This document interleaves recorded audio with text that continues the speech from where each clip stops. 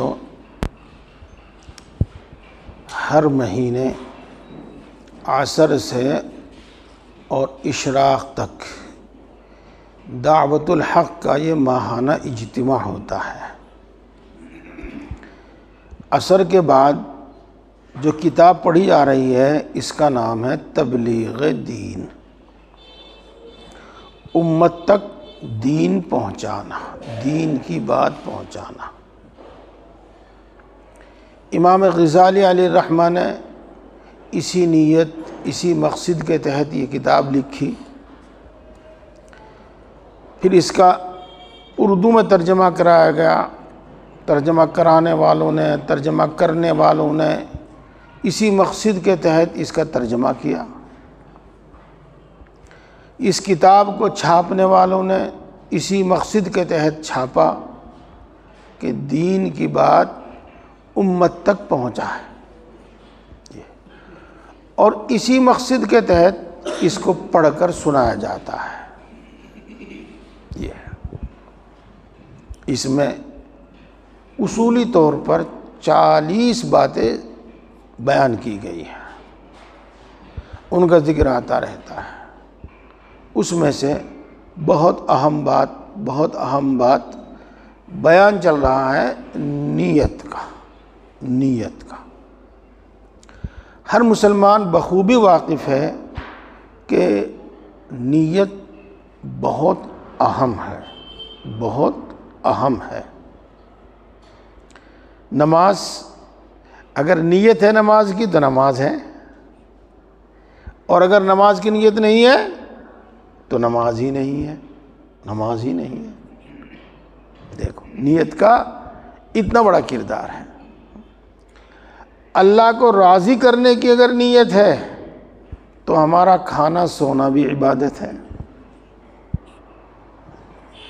اور اگر دوسروں کو دکھانے کی نیت ہے تو ہماری نماز، ہمارا حج بھی عبادت نہیں ہے۔ دیکھو کتنی اہم بات ہے۔ ایک بات 2 ہفتوں میں بتائی گئی، 2 مہینوں میں بتائی گئی ہے کہ ایک نیک عمل میں بہت ساری نیتیں ہو سکتی ہیں، اور ہر نیت کے اعتبار سے ثواب ملے گا ایک عمل کا۔ یہ مسجد میں آنے میں 7 نیتیں ہو سکتی ہیں، یہ بات یہاں کتاب میں ذکر کی گئی ہے۔ اس کو دہرایا جائے گا، اس کو لوٹایا جائے گا تو بات بس پھر وہیں رہ جائے گی جہاں پچھلے مہینے ختم ہوئی تھی۔ ایک بہت مختصر سی اور بہت آسان سی مثال سے میں نے اس کو سمجھایا تھا، میں وہ لوٹ آتا ہوں۔ جب مسجد میں آئیں، اندر داخل ہوں، اعتکاف کی نیت کر لیں،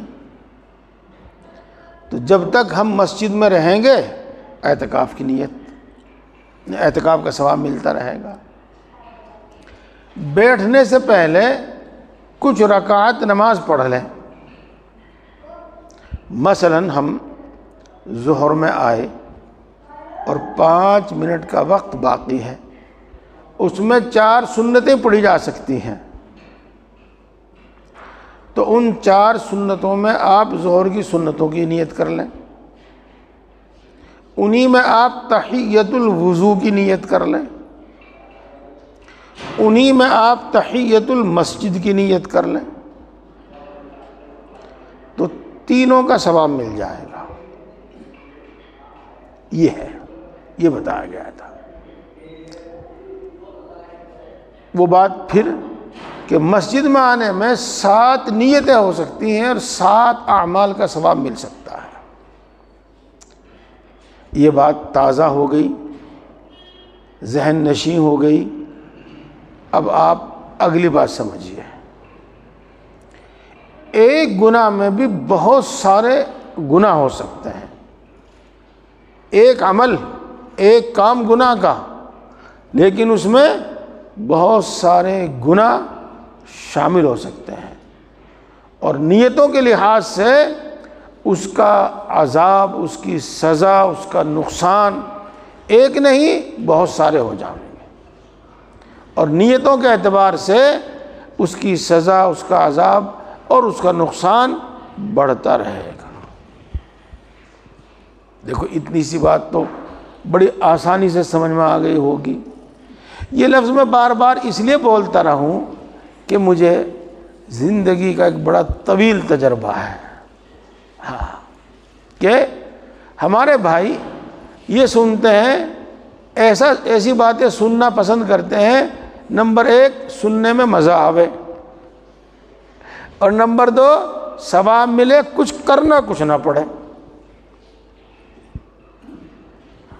ایسی باتیں سننا پسند کرتے ہیں، اور جب ان کو کچھ اور بات بتائی جاتی ہے تو کوئی عذر نہیں، اجی سمجھ میں نہیں آئی بات۔ بھائی توجہ سے جب آپ سنیں گے تو انشاءاللہ سمجھ میں آئے گی۔ آپ سمجھدار ہیں، اللہ نے آپ کو ذہن فہم دیا ہے، دنیا کے بڑے بڑے مسئلے آپ حل کرتے ہیں، بڑی بڑی گتھیاں سلجھاتے ہیں، بڑے بڑے تجارتی کام آپ کرتے ہیں، تو یہ بھی کر سکتے ہیں ایسے بات، یہ بھی سمجھ میں آ سکتا ہے ایسی بات۔ چلو پھر بھی ہم بات کو آسان کرنے کے واسطے بار بار اس کو بیان کرتے ہیں، کئی بار اس کو بیان کرتے ہیں، مثالوں سے بیان کرتے ہیں، پھر بھی آپ سے یوں پوچھ کر تسلی کرنا چاہتے ہیں کہ بات سمجھ میں آ گئی کیا؟ تو بات تو بالکل آسان ہے۔ جیسے ایک نیک عمل میں کئی نیک اور اچھی نیتیں ہوں گی تو کئی ثواب ملیں گے، ایسے ہی پیارے بھائیوں ایک برے کام میں، ایک گناہ میں کئی بری نیتیں ہوں گی تو کئی سزا، کئی عذاب، کئی نقصان اس کے سامنے آنے کے۔ یہ اب دیکھو کتاب میں سنو، پھر میں ایک بات اور کہہ دوں، اور بڑی دل سوزی کے ساتھ کہہ دوں، بڑے نفع کی بات ہے، ہاں، اور وہ بھی تجربے پر۔ یا تو ہمیں دین کی کچھ سوجھ بوجھ نہیں ہے، بس عمل کا جذبہ ہے۔ اب جب دین کی سوجھ بوجھ نہیں، دین کی معلومات نہیں، تو عمل ہی کیا کریں گے؟ جو کریں گے وہ بھی تھوڑا بہت الٹا سیدھا کریں گے۔ یہ دین کی کچھ سوجھ بوجھ ہے، علم ہے، سمجھ ہے، تو پھر عمل کا جذبہ نہیں۔ یہ دونوں باتیں ہیں، حالانکہ بات دونوں جمع ہونی چاہیے۔ دین کی سوجھ بوجھ، دین کی معلومات بھی ہونی چاہیے، اور اس کے ساتھ ساتھ عمل کا جذبہ بھی ہونا چاہیے۔ الحمدللہ ثم الحمدللہ، آپ یہاں 12 گھنٹے قیام کر کے دیکھیے تو آپ کو دونوں چیزیں ملیں گی، دینی معلومات، دینی سوجھ بوجھ بھی ملیں گی، اور عمل کا جذبہ بھی ملے گا انشاءاللہ۔ ایک معصیت میں بھی کئی نیتوں سے کئی معصیتیں بن جاتی ہیں۔ وہی بات، الفاظ بدل گئے، مطلب نہیں بدلا، بات وہی ہے۔ گناہ کا ایک کام کریں گے، کئی نیتیں اس کے اندر ہوں گی، تو وہ ایک گناہ نہیں ہوگا بلکہ کئی گناہ ہو جائیں گے۔ اسی طرح یہ بھی یاد رکھو کہ عمل میں معصیت، گناہ کی نیت کرنے سے ایک گناہ کئی گناہ بن کر شیطان کے اعمال کے برابر ہو جاتا ہے، شیطانی عمل کے برابر ہو جاتا ہے۔ یہ میں نے عرض کیا تھا کہ جس عمل میں برائی اتنی ہو کہ اس برائی کا بیان کرنا مشکل ہو، سمجھنا مشکل ہو، تو اس کو یوں کہہ دیتے ہیں کہ یہ شیطانی عمل ہے، شیطانی کام ہے۔ اس لیے کہا کہ کئی گناہ بن کر وہ شیطان کے اعمال کے برابر ہو جاتا ہے۔ مثلا مسجد میں آ کر بیٹھنے سے فضول باتیں بنانی مقصود ہوں، باہر کھڑے تھے، اور چلو مسجد میں بیٹھ کے کریں گے بات، مسجد میں آئے ہی ہیں بات کرنے کے واسطے، بیٹھ کر بات کرنے کے واسطے ہی آئے ہیں۔ جی ہاں، یا مسلمانوں کی ہتک اور آبرو ریزی اور ہنسی مذاق اڑانے کی نیت ہو،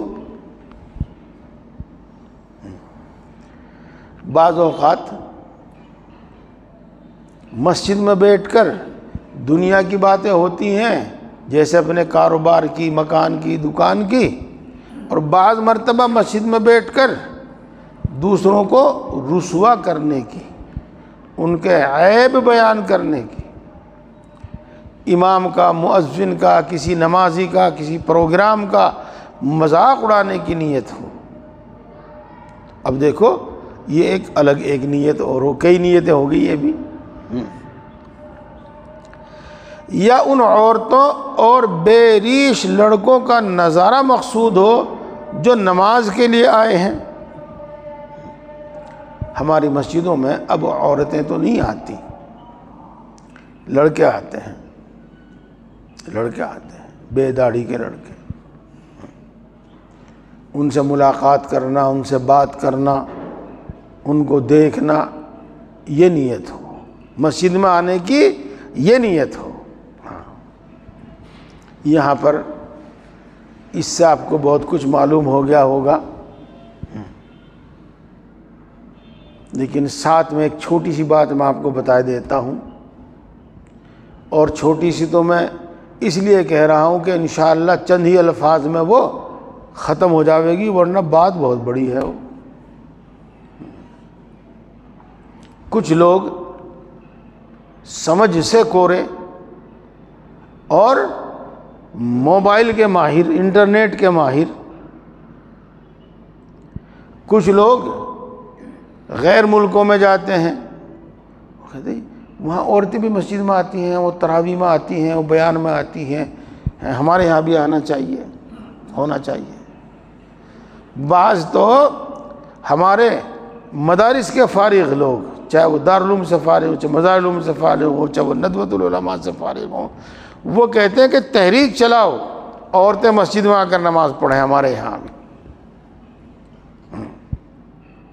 یہ تو میرے دوستو، میں اس سلسلے میں بہت ہی مختصر بات آپ کو بتاؤں کہ رسول اللہ صلی اللہ علیہ وسلم کے زمانے میں مدینہ منورہ میں قریب 7 مسجدیں تھیں۔ مسجد نبوی کے علاوہ بھی کئی مسجدیں تھیں۔ عورتیں صرف مسجد نبوی میں نماز پڑھنے کے لیے آتی تھی اور باقی مسجدوں میں نماز پڑھنے کے لیے نہیں آتی تھی۔ اگر یہی مقصود ہو کہ عورتیں مسجد میں نماز پڑھیں آ کر، تو باقی مسجدیں جن محلوں میں تھیں ان محلوں کی عورتوں کو بھی اس مسجدوں میں آنا تھا، لیکن نہیں آتی تھی۔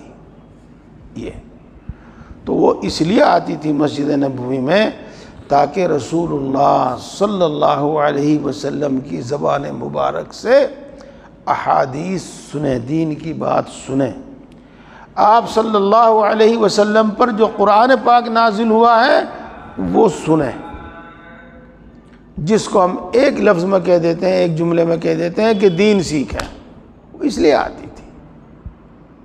یہ پھر حضرت عمر رضی اللہ تعالی عنہ کے زمانے میں سب مسجدوں میں عورتوں کے آنے کو، نماز پڑھنے کو منع کر دیا گیا تھا، اور حضرت عائشہ رضی اللہ تعالی عنہ نے سب سے پہلے اس کی تائید کی تھی، اور یوں کہتی تھی حضرت عائشہ رضی اللہ تعالی عنہ کہ آج کل کی عورتیں جو کچھ کرنے لگی ہیں، اگر یہ رسول اللہ صلی اللہ علیہ وسلم کے سامنے ایسا ہی کرتی تو آپ بھی ان کو مسجد میں آنے سے منع فرما دیتے۔ یہ دیکھو، ایک بات حدیثوں میں آئی ہے کہ پہلے زمانے میں دوسری امتوں میں عورتیں جو عبادت کے لیے آتی تھی، جو بھی ان کی عبادت ہوتی تھی، تو دستور سب جگہ کا یہی ہے کہ آگے مرد، عورتیں پیچھے۔ آج چاہے بدل جاوے، آج چاہے بدل جاوے، تو یوں کہتے ہیں کہ وہ عورتیں اپنے ساتھ اونچی اونچی پیڑھیاں لے کر آتی تھی، تاکہ ان پر کھڑی ہو ہمیں. اور کا مقصد کیا تھا کہ اگر ان کا محبوب اگلی صفوں میں ہے آ گئے تو وہ کم سے کم پیچھے سے نظر آتا رہے. جی ہاں. دیکھو آپ ایک گانا سنتے ہوں گے، گانا ہے یا کیوں جو بھی کچھ ہے، کیا ہے وہ؟ میں مندر جانے کے بہانے تجھ سے ملنے آئی. تو معاملہ وہی ہے، وہی ہے. یہ اس سلسلے میں بات ختم کرتا ہوں. میں پرانی بات ہے، بہت پرانی بات ہے. ہاں، ایک زمانے میں بنگلور میں تحریک چلی کہ عورتیں بھی عیدگاہ میں عید کی نماز ادا کریں گی اور عورت ہی ان کی امامت کرے گی. چنانچہ ایسا ہی ہوا. مردوں کے بعد عورتوں نے اپنی مستقل نماز، عید کی نماز پڑھی اور کسی لڑکی نے ہی امامت کرائی، خطبہ دیا، سب کچھ کیا جو نماز میں ہوتا ہے. اس کو میڈیا نے خوب اچھالا. اس زمانے میں جو ٹی وی یا ریڈیو یا اخبارات، آپ جانتے ہی ہیں کہ ایسے معاملات کو میڈیا بہت اچھالتا ہے. چلو جی، وہ تو اپنا جو کام کر رہے تھے. میں جہاں پہلے پڑھاتا تھا وہ پورا گاؤں، پورا علاقہ جاٹوں کا ہے. تو 5-7 پڑھے لکھے جاٹ وہ ملنے کے لیے آئے تھے کسی کام سے. ان سے بات ہو رہی تھی، چائے پانی ناشتے پہ. کہنے لگے مولوی صاحب بہت برا ہو گیا. یہ کیا ہو گیا بہت برا؟ یوں کہ تھاری مسجدیں بچی ہوئی تھی، اب ان میں بھی بیربانی جاننے لگی. ہاں دیکھو، دین کے مسئلے سے واقف نہیں، دین کے حکم سے واقف نہیں، لیکن وہ اس کے نتائج سے واقف ہے، اس کے نتائج سے واقف ہے. یہ اب آپ اگر یوں کہنے لگیں جی اگر مسجدوں میں بھی ایسے کام ہونے لگیں تو پھر اور کہاں بچے گا؟ بھائی کرنے والے کہیں باز نہیں آتے.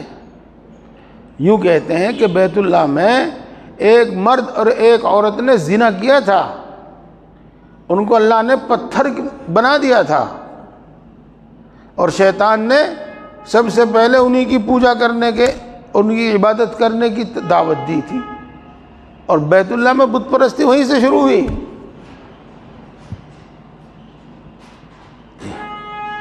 اس واسطے وہ اپنا کام کرنے والے اپنا کام کرتے ہیں، ان کو کچھ پتہ نہیں یہ مسجد ہے یا کچھ اور ہے.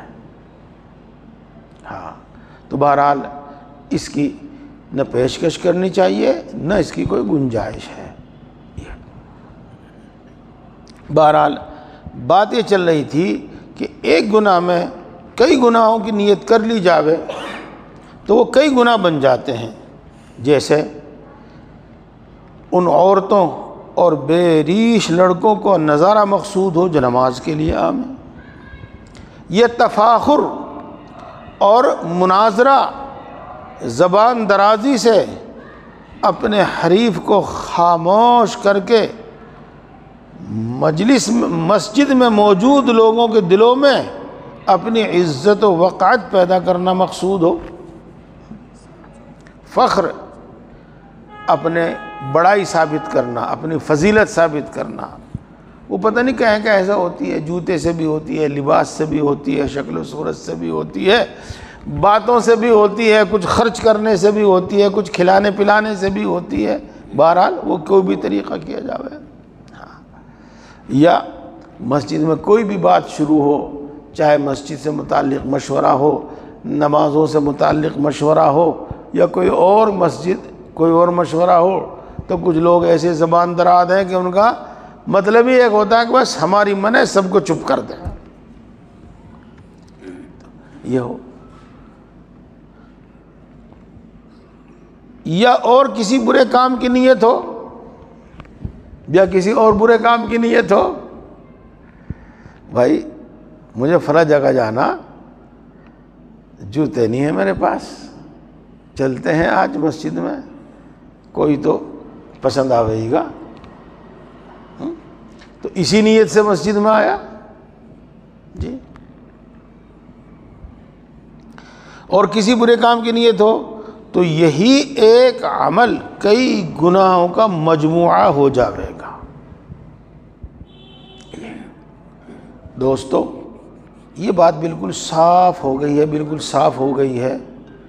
بس میں آج اور اب اس پر تنبیہ کرنا چاہتا ہوں، متوجہ کرنا چاہتا ہوں کہ اپنی نیتوں کی حفاظت کریں اور اعمال میں نیتوں کی نگرانی کریں، نیت کی نگرانی کریں، عمل سے پہلے بھی، عمل کے دوران بھی اور عمل کے بعد بھی، عمل کے بعد بھی۔ جی ہاں، مولانا روم یوں فرماتے ہیں کہ شعر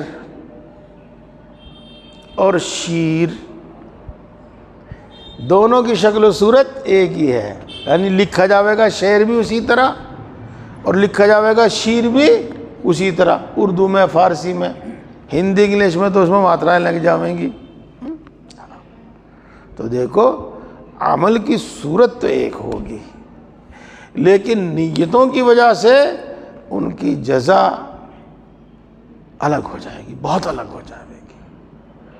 اور عمل کی صورت تو ایک ہوگی، لیکن نیتوں کی وجہ سے گناہ اس کا بہت زیادہ ہو سکتا ہے، گناہ بہت زیادہ ہو سکتا ہے۔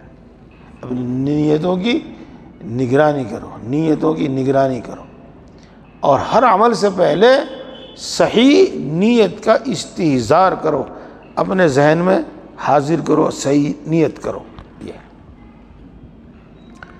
لہذا مناسب ہے کہ مباح کام کے اندر بھی اچھی نیت کر لینے سے غفلت نہ کی جائے۔ وہ باتیں تو اوپر آئی گئی، سمجھ میں آئی گئی، انہی سے بات بھی سمجھ میں آتی ہے کہ مباح کام کے اندر بھی اچھی نیت کر لینے سے غفلت نہ کی جائے۔ مباح کام کس کو کہتے ہیں؟ مباح کام اس کو کہتے ہیں کہ جس میں کرنے میں کوئی ثواب نہیں اور نہ کرنے میں کوئی گناہ نہیں، آپ کو اختیار دیا گیا کرنے نہ کرنے کا۔ یہ مثال کے طور پر آپ اپنے گھر میں بیٹھے ہوئے ہیں جی، اور آپ نے محترمہ سے فرمائش کی کہ مجھے ذرا چائے دے دو اور ایک انڈا دے دو۔ آپ نے چائے اور انڈا اس لیے کھایا پیا کہ اب میں باہر نکلوں گا، مسجد میں نماز پڑھنے جاؤں گا، مجھے ٹھنڈ نہ لگ جاوے، میرے اندر گرمائی ہو تو مجھے ٹھنڈ نہ لگ جاوے۔ یہ تو اب آپ وہ چائے پی کر ٹھنڈ سے بچ کر مسجد میں عشاء کی نماز پڑھنے کے لیے آ رہے ہیں، تہجد پڑھنے کے لیے آ رہے ہیں، فجر کی نماز جماعت سے پڑھنے کے لیے آ رہے ہیں، تو وہ مباح کام تھا، لیکن اس نیت کی وجہ سے اس میں ثواب ہو گیا۔ اس لیے کہ جو کام بھی نیکی میں مددگار ہوگا وہ بھی نیکی میں شمار ہوگا، جیسے جو کام گناہ میں مددگار ہوگا وہ گناہ شمار ہوگا۔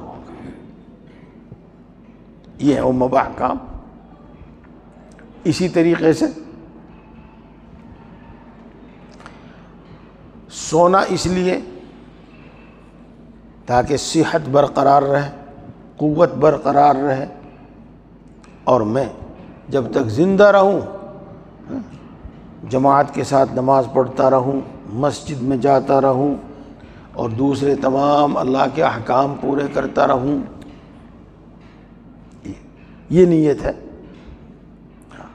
مثال کے طور پر اولاد کی محبت ایک فطری چیز ہے، اللہ تبارک و تعالیٰ نے یہ محبت ہر ماں باپ کے دل میں ڈالی ہے، چاہے وہ جانور بھی ہیں، ان کے دل میں فطری سی بات ہے، اور آپ اپنی محبت کے تقاضے سے یا دنیا کی بدنامگی کے ڈر سے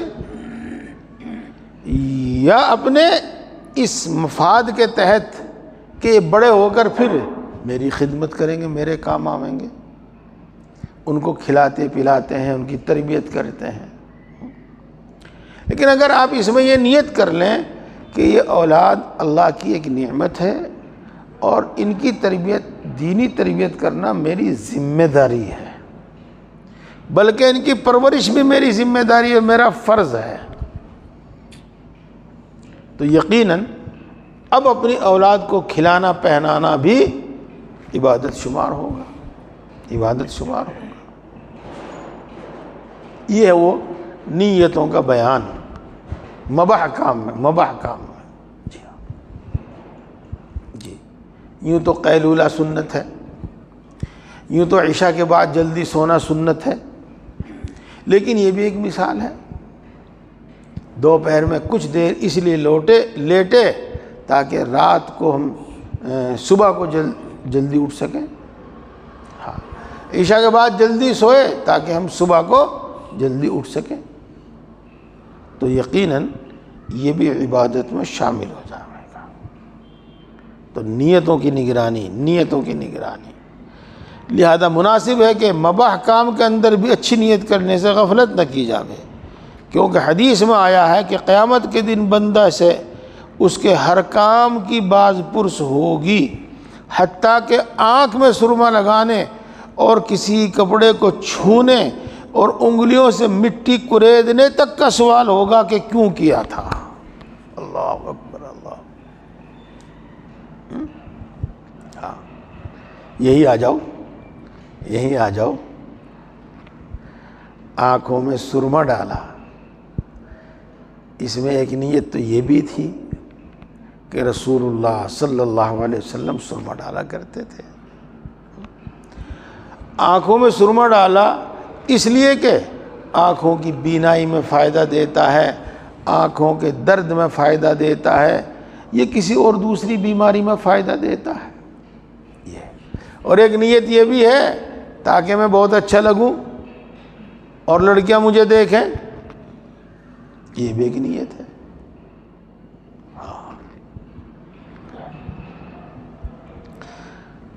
تو ان کے بارے میں بھی سوال ہوگا۔ مباح کام میں نیت کرنے کی یہ صورت ہے، مثلا یہ کہ جمعے کے دن اگر خوشبو لگائی تو یہ نیت ہوگی کہ اپنی مالداری ظاہر ہو، یا یہ نیت ہوگی کہ خوشبو سے نفس کو لذت حاصل ہو، یا یہ نیت ہوگی کہ اس طرح بن سمن کر جاؤں گا تو عورتیں میری گرویدہ ہوں گی۔ یہ سب نیتیں لغو ہیں، یعنی بیکار ہیں اور گناہ ہیں، معصیت ہیں، گناہ ہے، معصیت ہے، گناہ میں شامل ہے۔ ہاں میرے پیارے بھائیوں، بار بار میں اس کی طرف متوجہ کراتا ہوں آپ کو تاکہ میں بھی نہ بھولوں اور آپ بھی نہ بھولیں۔ ایک بار کی، دو بار کی، تین بار کی سنی بات تو ہم بھول جاتے ہیں۔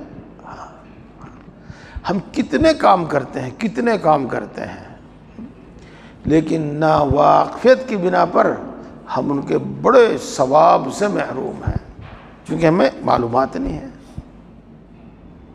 اور ہم کتنے کام کرتے ہیں اور ناواقفیت کی بنا پر ہم گناہ گار ہو رہے ہیں۔ ہاں، تو کچھ وقت کاملین کی صحبت، صالحین کاملین کی صحبت میں رہا کرو، وہاں علم اور عمل دونوں آتے ہیں۔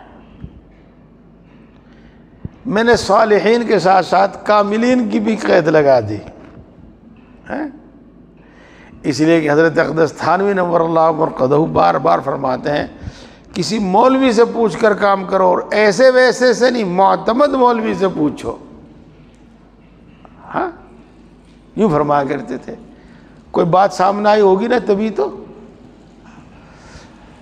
حضرت مولانا شاہ ابرار الحق صاحب نور اللہ مرقدہ فرمایا کرتے تھے ہمیشہ کہ ماہر دین، ماہر دین، ماہر دین سے پوچھو، ماہر دین کی صحبت۔ ہاں یعنی جس کے اندر علم بھی ہو، عمل بھی ہو، وہ ہے ماہر دین۔ صرف عالم ہونا کافی نہیں، صرف نیک اور بزرگ ہونا کافی نہیں، ہاں ماہر دین تو یہ. تو اس لیے میں نے بھی کاملین کی لگائی. اور اس وقت تو آپ جانتے ہیں کہ آرٹیفیشل زیور سونے کے زیور سے زیادہ بکتا ہے، زیادہ پسند کیا جاتا ہے، کہ اس میں لگتا تو کچھ نہیں، بہت سستا آ جاتا ہے، اور زینت وہی سونے والی، صورت وہی سونے والی. اس لیے اصل چیزوں کے خریدار ہی نہیں، اور اصل چیزوں کی پہچان ہی نہیں. اور اس سے جتنا بڑا فتنہ اور گمراہی پھیل رہی ہے اس کا اندازہ آپ کو نہیں، ہمیں ہے. جب قدم قدم پر ہمارے لیے رکاوٹیں کھڑی ہوتی ہیں، اور قدم قدم پر ہمارے سامنے سوالات آتے ہیں، اور اگر ہم کسی بات کو غلط بتا دیتے ہیں، اجی وہ تو فلانا صاحب کہتے ہیں جی، اجی ان کے بڑے فالوور ہیں جی، ساری دنیا میں پروگرام ہوتے ہیں جی ان کے، کئی لاکھ فالوور ہیں جی ان کے، انہوں نے کہا ہے یہ. اب بتاؤ ہم کیا کہیں ان کا جواب؟ اور اگر ہم نے ان کی شان میں تھوڑا سا کوئی سخت جملہ لفظ استعمال کر دیا، اب گستاخ، بزرگوں کا گستاخ، تو ہماری مصیبت آ جاتی ہے.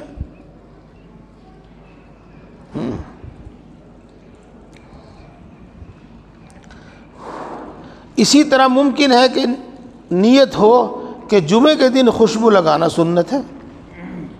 خوشبو لگانے میں یہ نیت ہو کہ جمعے کے دن خوشبو لگانا سنت ہے. تو سنت کا اتباع یعنی جناب رسول مقبول صلی اللہ علیہ وسلم کی پیروی کا ثواب اس کو ملے گا. تو خوشبو لگانے میں یہ نیت ہو. اور بھی اس میں کئی نیتیں ہو سکتی ہیں. اللہ تعالیٰ کے گھر کی تعظیم ہے. اب جمعہ پڑھنے کے لیے مسجد میں جا رہا ہے تو خوشبو لگا کر وہاں جا رہا ہے تو اللہ کے گھر کی تعظیم ہے. جمعے کے دن کا احترام ہے، یہ بھی نیت ہو. مسلمانوں کو بدبو کی تکلیف سے بچانا مقصود ہو، یہ بھی نیت ہے. مسلمانوں کو خوشبو سے راحت پہنچانا مقصود ہو. دیکھو کتنی نیتیں ہو گئی اس میں. غیبت کے دروازے کا بند کرنا مقصود ہو. غیبت کا دروازہ، ہاں بعض لوگوں کو معاف کیجیے گا یہ جملہ اس لیے میں بول رہا ہوں تاکہ ہمیں اس عمل سے نفرت آوے. تمیز تو کسی چیز کی نہیں ہوتی اور آگے بڑھنے کا شوق ہوتا ہے. آگے بیٹھ کے اگلی صف میں لوگوں کے بیچ میں گھس کے. اب مسجد کے احترام کی وجہ سے، جھگڑے سے بچنے کی وجہ سے، اور کسی بھی جذبے سے کوئی کچھ نہیں کہتا، لیکن باہر جا کے اتنی بری بدبو آ رہی تھی نماز پڑھنی مشکل ہو گئی، پتہ نہیں کب نہایا ہوگا. جمعے کے دن بھی نہانے کی توفیق نہیں ہوئی. عام سی بات ہے اس طرح کی گفتگو. ایسا گٹکا کھاتا ہے کہ وہ بیٹھا نہیں جا رہا تھا وہاں سے اس کے پاس. تو یہ سب چیزیں شروع ہو جاتی ہیں. دیکھو فلاں آدمی کو دیکھا نا جمعے کے دن بھی انہی سڑے کپڑوں میں چلا آیا. یہ باتیں زبانوں پر آ جاتی ہیں.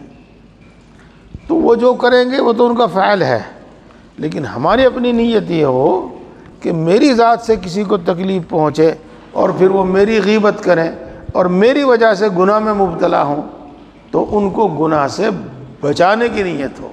یہ مطلب ہے غیبت کا دروازہ بند کرنا مقصود ہو کہ لوگ بدبو سونگیں گے تو دوسروں سے غیبت کرتے پھریں گے کہ فلاں شخص کے کپڑوں سے بڑی بدبو آتی تھی۔ انہی دونوں طریقوں کی جانب حدیث میں اشارہ ہے۔ رسول مقبول صلی اللہ علیہ وسلم نے فرمایا کہ جس شخص نے اللہ کے واسطے خوشبو لگائی وہ قیامت کے دن ایسی حالت میں آئے گا کہ مشک سے زیادہ خوشبو اس سے مہکے گی، اور جو اللہ کے سوا کسی دوسری غرض سے خوشبو لگائے وہ ایسی حالت پر اٹھے گا کہ مردار سے زیادہ بدبو پھوٹے گی۔ بعد میں انشاءاللہ۔ ہاں اس کو آپ دوبارہ سنو، اس کو دوبارہ سماعت فرمائیے۔ ہاں انہی دونوں طریقوں کی جانب حدیث میں اشارہ ہے۔ رسول مقبول صلی اللہ علیہ وسلم نے فرمایا کہ جس شخص نے اللہ کے واسطے خوشبو لگائی وہ قیامت کے دن ایسی حالت میں آئے گا، اللہ کے واسطے لگائی یعنی اچھی نیت سے لگائی، جن کا ذکر آپ ابھی اوپر سن رہے تھے، تو ایسی حالت میں آئے گا کہ مشک اس سے زیادہ خوشبو اس سے مہکے گی، اور جو اللہ کے سوا کسی دوسری غرض سے خوشبو لگائے وہ ایسی حالت پر اٹھے گا کہ مردار سے زیادہ بدبو پھوٹے گی، یعنی اس میں مردار سے بھی زیادہ بدبو آئے گی۔ یہ دوستو یہاں تک ایک مضمون پورا ہو گیا، اب دوسرا مضمون شروع ہے، لیکن ابھی تو نماز میں بہت وقت ہے، 6 بجے کے آس پاس ہوگی۔ ہاں ٹھیک ہے، ابھی تھوڑی دیر اور پڑھتے ہیں۔ میں پھر عرض کرتا ہوں اور بڑی دل سوزی سے عرض کرتا ہوں، پیارے بھائیوں بات سمجھ میں آ رہی کہ نہیں آ رہی؟ اور یہ باتیں سننے سمجھنے یاد رکھنے کی ہیں کہ نہیں ہے؟ دیکھو میں وہ بات پھر دوبارہ پڑھ دوں آپ کے سامنے۔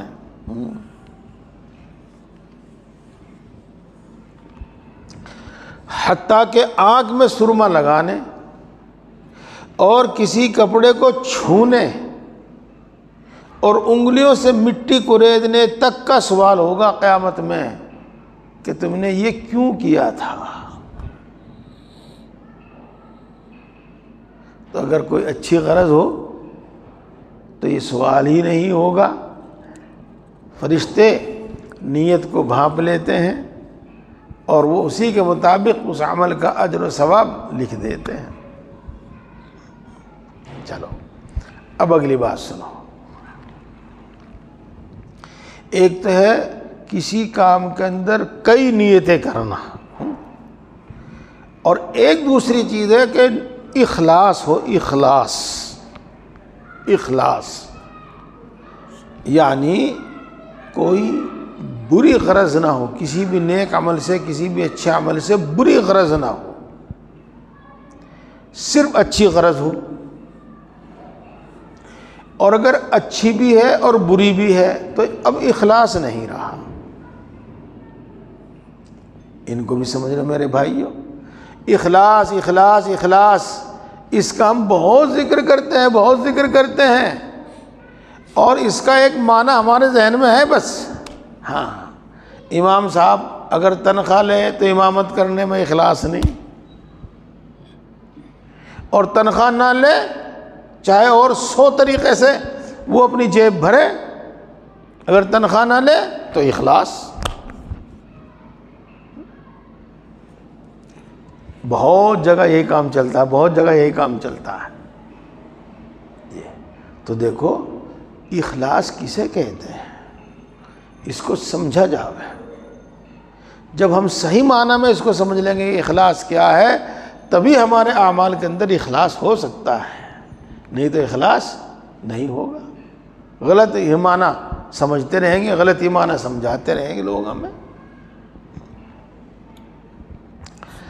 اللہ تعالیٰ فرماتا ہے کہ لوگوں کو اسی کا حکم ہوا ہے کہ اللہ کی عبادت کرے مخلص بن کر، اخلاص کے ساتھ، اور وہی لوگ نجات پانے والے ہیں۔ اخلاص والے مخلص لوگ ہی نجات پانے والے ہیں، جنہوں نے توبہ کی اور اپنی حالت سنواری اور اللہ کو مضبوط تھاما اور اپنے دین میں اللہ کے واسطے اخلاص کیا۔ یہ بہرحال اخلاص کے بارے میں اس میں تاکیدی حکم موجود ہے۔ رسول مقبول صلی اللہ علیہ وسلم فرماتے ہیں کہ جس شخص نے 40 دن اخلاص کے ساتھ کوئی نیک عمل کر لیا تو اللہ تعالیٰ اس کے قلب سے زبان پر حکمت کے چشمے بہا دیتا ہے، یعنی دانائی اور سمجھ کی باتیں اس کی زبان سے جاری ہوتی ہیں۔ دیکھو یہ اخلاص کی برکت ہے، یہ اخلاص کی برکت ہے۔ پھر دوبارہ سنیے آپ ان باتوں کو۔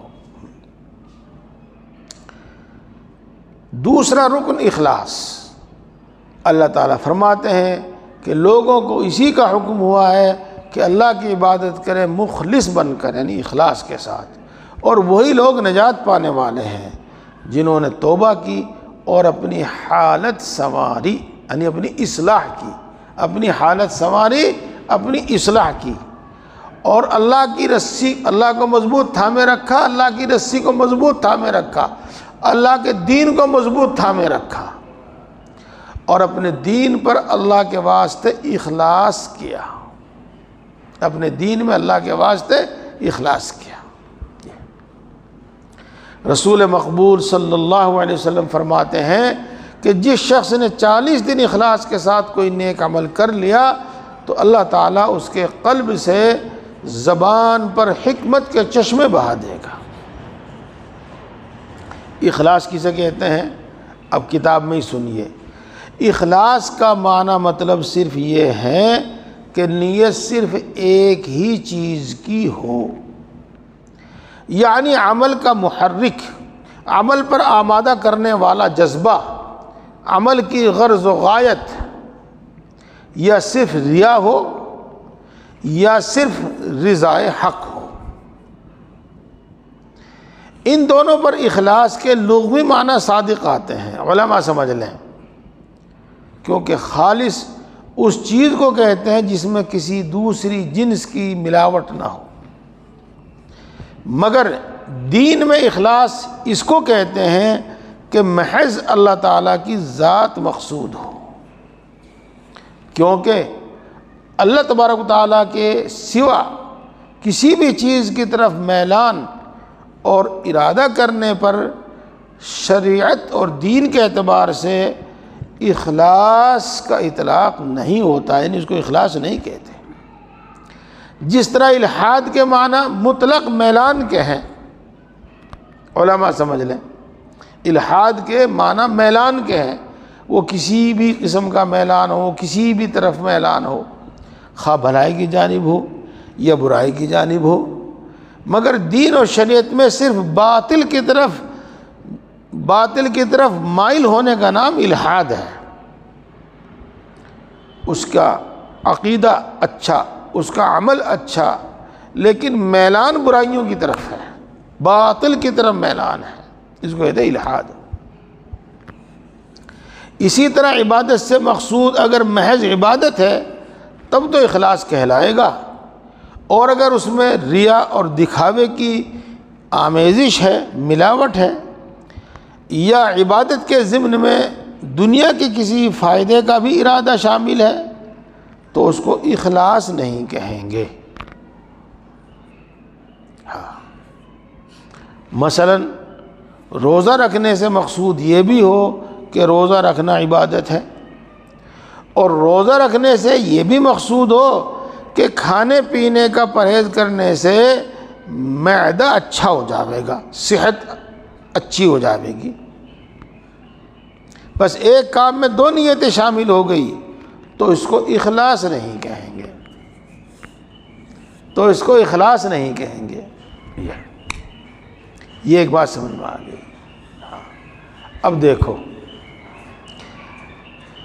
کسی بھی عمل کے اللہ نے، اللہ کے رسول نے جو فائدے مقرر بیان فرمائے ہیں ان سب کی نیت ہو سکتی ہے، چاہے وہ 10 ہوں چاہے وہ 20 ہوں، اور یہ سب اخلاص میں شامل ہے، یہ اخلاص میں شامل ہے۔ مثال کے طور پر سورہ واقعہ پڑھنے کی فضیلت بیان کی رسول اللہ صلی اللہ علیہ وسلم نے کہ جو شخص سونے سے پہلے سورہ واقعہ پڑھتا ہے اس کی روزی روزگار میں برکت ہوتی ہے، اس کو کبھی فاقہ نہیں ہوتا۔ تو اسی نیت سے پڑھیں، تو یہ اخلاص کے خلاف نہیں ہے، اس لیے کہ یہ غرض خود رسول اللہ صلی اللہ علیہ وسلم نے بیان فرمائی ہے۔ تو ہم اللہ کی رضا کی نیت بھی کر لیں اور ہم قرآن پاک کی تلاوت کی بھی نیت کر لیں، اور میرے شیخ فرمایا کرتے تھے یہ بھی نیت کر لو کہ اللہ کی محبت پیدا ہو، اور یہ بھی نیت کر لو کہ فقر و فاقہ سے حفاظت ہو۔ تو یہ سب اخلاص میں شامل و داخل ہے، کوئی بری نیت نہیں ہے اس میں۔ جی ہاں۔ یا غلام آزاد کرنے سے یہ بھی مقصود ہو کہ یہ عبادت ہے، اور یہ بھی مقصود ہو کہ اس طرح کھانے کپڑے کے بوجھ سے میں سبکدوش ہو جاؤں گا، یا مثلاً حج سے یہ بھی مقصود ہو کہ نقل مکانی سے، یعنی ایریا بدلنے سے، علاقہ بدلنے سے، جگہ بدلنے سے صحت اچھی ہو جاوے گی، صحت درست ہو جاوے گی، اعتدال پر آ جاوے گی، یا اہل و عیال کے بوجھ سے چند دنوں کے لیے چھٹکارا مل جاوے گا، یا دشمنوں کی تکلیفوں سے کچھ دنوں کے لیے نجات مل جاوے گی، یا ایک جگہ رہتے رہتے دل اکتا گیا ہے پس سفر میں دل بہل جاوے گا۔ یہ سب فاسد نیتیں ہیں، فاسد نیتیں ہیں۔ اگر ان کے ساتھ ثواب کی نیت بھی ہو، عبادت کی نیت بھی ہو، تو بھی اخلاص نہیں ہے، تو بھی اخلاص نہیں ہے۔ جی ہاں۔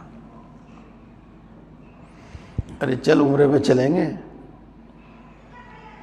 ارے یار پیسے نہیں ہیں، ارے کر لے جگاڑ، لوگ مسوری گھومنے جاوے ہیں، لوگ شملہ گھومنے جاوے ہیں، چلو ہم وہاں گھومی آوے۔ اب دیکھو نیت کیا ہے، جذبہ کیا ہے، نیت کیا ہے، جذبہ کیا ہے۔ یہ وہی ہے جہاں بیان کیا جا رہا ہے کہ آب و ہوا بدلنے سے صحت اعتدال پر آ جاوے گی، تندرستی ٹھیک ہو جاوے گی۔ پیارے بھائیوں، دیکھو مجھے بار بار خیال آ رہا ہے اور میں بار بار آپ کو متوجہ کر رہا ہوں، ہم لوگوں نے نیکوں کی صورت بنا لی ہے، اور ماشاءاللہ ہم نیک اعمال کر بھی رہے ہیں، لیکن اس کے باوجود بہت خسارے میں ہیں۔ بہت ساری نیتیں سے ہم بڑا ثواب حاصل کر سکتے ہیں، ہم تھوڑا ثواب حاصل کر رہے ہیں، یہ بھی خسارہ ہے، اور کوئی بری نیت کر کے اپنے نیک اعمال کا ثواب ضائع کر رہے ہیں، یہ بھی خسارہ ہے۔ تو دیکھو علم کی کتنی ضرورت ہے، اور کسی ایسے آدمی کی کتنی ضرورت ہے جو ہمیں ان باتوں پر متنبہ کرتا رہے، ہم ان باتوں پر متنبہ کرتا رہے۔ میں بالیقین کہتا ہوں کہ آپ اس وقت اس بندے فقیر حقیر کی زبان سے جو سن رہے ہیں، آپ کے دلوں پر اس کا کیا اثر ہو رہا ہے۔ آپ یہ کتاب خود پڑھ کے دیکھیو تو اس وقت آپ کے دلوں میں اس کا کیا اثر ہوگا۔ ہاں، تو اس کی بڑی ضرورت ہے، کسی سمجھانے والے کی، کسی روکنے ٹوکنے والے کی بڑی ضرورت ہے۔ جی ہاں، کسی روکنے ٹوکنے والے کی بڑی ہے۔ چلیے آگے چل رہی ہے بات۔ میں اس وقت آپ ایک بات بہت آسانی سے سمجھ جائیں گے، میں اپنی ایک بات سناتا ہوں آپ کو، مجھے اس سے بڑا فائدہ ہوا، ایک نہیں بلکہ دو سناؤں گا میں آپ کو، مجھے اس سے بڑا فائدہ ہوا، اور مجھے زندگی میں پھر ایسے لوگوں کی آج تک تلاش ہے، آج تک تلاش ہے۔ پہلے شادیاں کئی دن تک چلتی تھی، گھنٹوں میں نہیں کام نمٹ جاتا تھا، کئی دن چلتے تھی، دور دور سے مہمان آتے تھے اور گھروں میں ٹھہرتے تھے۔ ہاں، کھانے پینے کی فراوانی بھی اتنی نہیں تھی، تو لوگ شادی میں دعوتوں میں خوب جی بھر کر کھاتے تھے۔ ہاں، تو میں تو بہت چھوٹا تھا، آپ کو اندازہ ہو جائے گا میری کیا عمر ہوگی، تو میرے پاس کھڑے ہوئے بیٹھے ہوئے کچھ لڑکے یہ ذکر کر رہے ہیں، ہاں آج تو میں نے 5 پپے کھائے چائے کے ساتھ۔ دوسرا بول رہا تو نے تو 5 ہی کھائے، میں نے 7 کھائے۔ اس طرح کی گفتگو ہو رہی تھی۔ ہم نے سوچا تو نے تو 2 ہی کھائے، تو سب سے نقصان میں رہا، تو سب سے نقصان میں رہا۔ چلیے کل کو دیکھتے ہیں۔ تو کل کو جب ناشتے میں چائے پاپے آئے، ہم نے تو پہلا گیئر نہیں لگایا، چوتھا لگا دیا ایک دم۔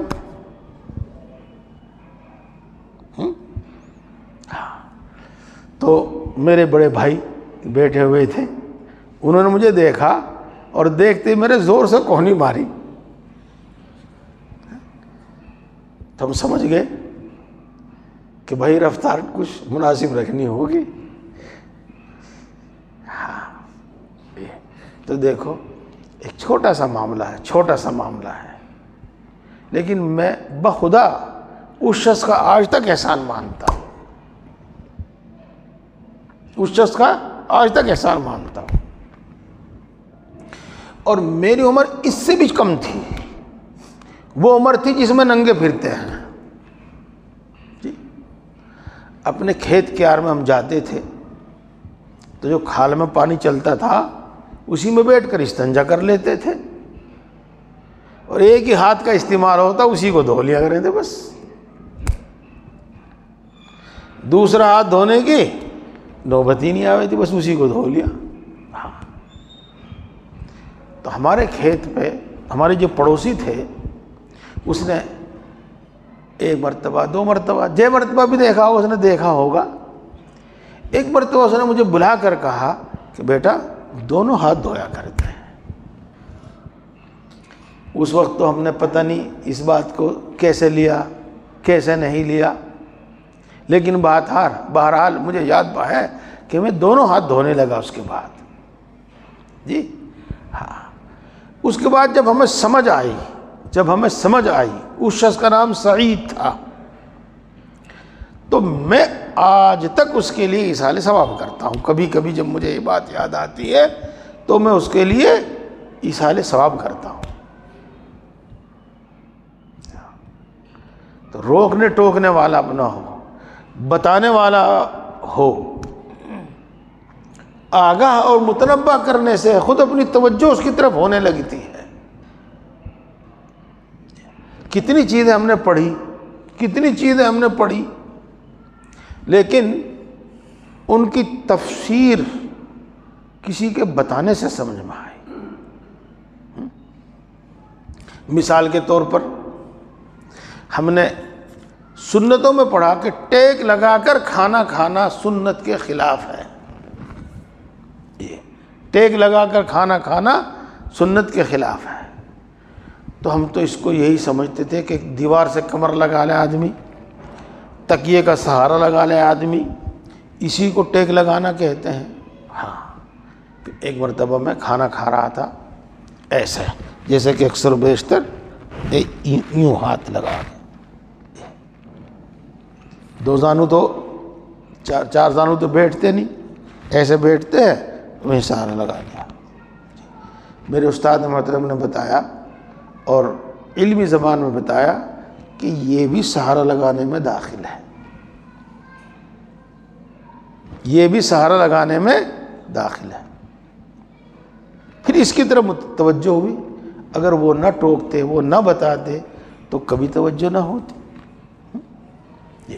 ایک قصہ پہلے بھی میں نے آپ کو سنایا ہوگا، ہم سب جانتے ہیں کہ بھئی اذان کا جواب دینا سنت ہے، پڑھا ہم نے، دوسروں کو بھی بتایا یہ، لیکن اس کا اہتمام نہیں، اذان کا جواب دینے کا اہتمام نہیں، خود بھی بات کرتے رہتے ہیں، دوسرا بات کرنے کا اس کو جواب بھی کر دیتے ہیں۔ ہاں، چھوٹی موٹی ایک آدھ بات کرنے میں تو کوئی حرج نہیں ہے۔ یہ ایک مرتبہ کسی خاص موقع پر حضرت محی السنہ حضرت مولانا شاہ برار الحق صاحب نور اللہ مرقدہ سے بات کر رہا تھا میں کچھ، اسی دوران عصر کی اذان ہو گئی، تو بات درمیان میں تھی، ادھوری تھی، پہلے سے چل رہی تھی، میں بولتا رہا، حضرت نے بڑی ناگواری کے لہجے فرمایا، ہاتھ کا بھی اشارہ تھا اور ناگوار لہجہ بھی تھا کہ ٹھہر جائیے، بس اتنا ہی فرمایا۔ ہم سمجھ گئے فوراً کہ اذان ہو رہی ہے۔ اس کے بعد سے اذان کے جواب دینے کا جتنا اہتمام ہے اور اس سنت کی جتنی اہمیت ہے وہ ہمیں معلوم ہے۔ اگر کوئی شخص بات کرتا بھی ہے اور ہم اس کو منع نہیں کر سکتے تو بڑی ناگواری ہوتی ہے۔ اگر مجبوراً کسی کو بول کر کوئی جواب دینا پڑتا ہے تو دل کے اندر بڑی ناگواری ہوتی ہے۔ اس لیے میں عرض کروں میرے بھائیوں کہ کوئی روکنے ٹوکنے والا ہو، کوئی بتانے والا ہو، کوئی متوجہ کرنے والا ہو، کوئی سمجھانے والا ہو، اللہ تبارک و تعالی ہم سب کو توفیق عطا فرماوے، اپنی محبت اپنی رضا نصیب فرماوے، اپنا قرب نصیب فرماوے، قرب خاص نصیب فرماوے۔ ہاں اب آپ جن کا وضو نہیں ہے وضو کر لیجئے، جن کا وضو ہے وہ اگلی صف میں بیٹھ کر ذکر کر لیجئے گا، اور کھڑے ہو کر ادھر ادھر کھڑے ہو کر بات ہرگز نہ کریں۔ سبحان اللہ۔